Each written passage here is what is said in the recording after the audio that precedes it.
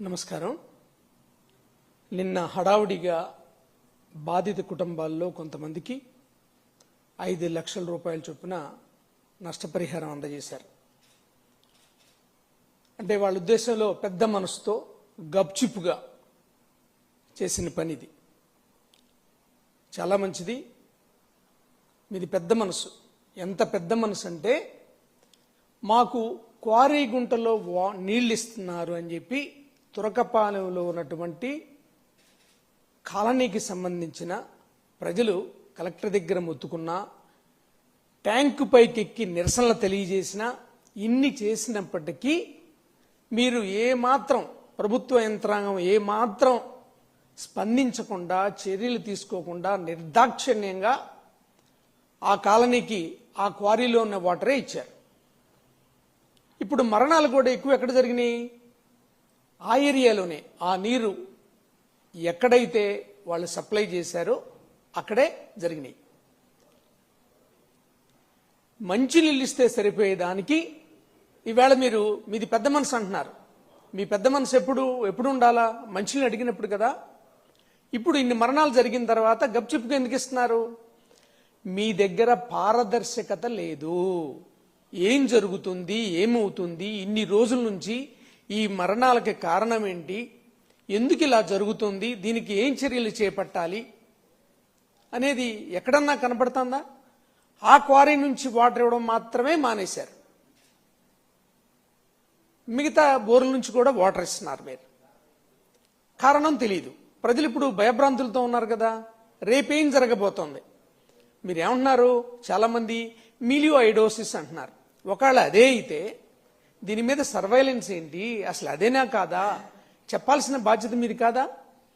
మంచినీళ్ళు ఇమ్మన్నప్పుడు మంచినీళ్ళు ఇవ్వలేదు, నిరసనలు తెలియజేసినా ఇవ్వలేదు, మరణాలు జరిగిన తర్వాత కూడా ఇంతవరకు చెప్పలేదు. దీన్ని ఏమంటారు? ప్రభుత్వ హత్యలు అని అనరా వీటిని? ఇవి ప్రభుత్వ హత్యల కిందకి రావా? ఇన్ని మరణాలు మాకు ఈ నీళ్లు వద్దు మూర్రు అని మొత్తుకున్న తర్వాత కూడా మీరు ఆ వాటర్ ఇచ్చి ట్యాంకులు ఎక్కి మేము ఎక్కడి నుంచి దూకుతామని నిరసనలు తెలిపినప్పటికీ కూడా మీరు అదే వాటర్ ఇచ్చారు. మరి వీటిని ఏమంటారు? ప్రభుత్వ హత్యలు కాదా? ఖచ్చితంగా ప్రభుత్వం దీనికి సమాధానం చెప్పాలి, కారణాలు తెలియజేయాలి. లేకపోతే అక్కడ ప్రజలంతా భయభ్రాంతులతోటి జీవించాల్సి వస్తుంది. ఈ కారణం వల్ల జరిగింది, ఇది రాకుండా మేము నివారణ చర్యలు తీసుకుంటున్నాం, మీరేం భయపడాల్సిన అవసరం లేదు అని చెప్పాల్సిన బాధ్యత ప్రభుత్వాందా కాదా? ఈ పనులు చేసేటప్పుడు మీరు పారదర్శకతని చూపించాల్సిన బాధ్యత మీకుందా లేదా? మీరు ఎందుకు చూపించట్లేదు?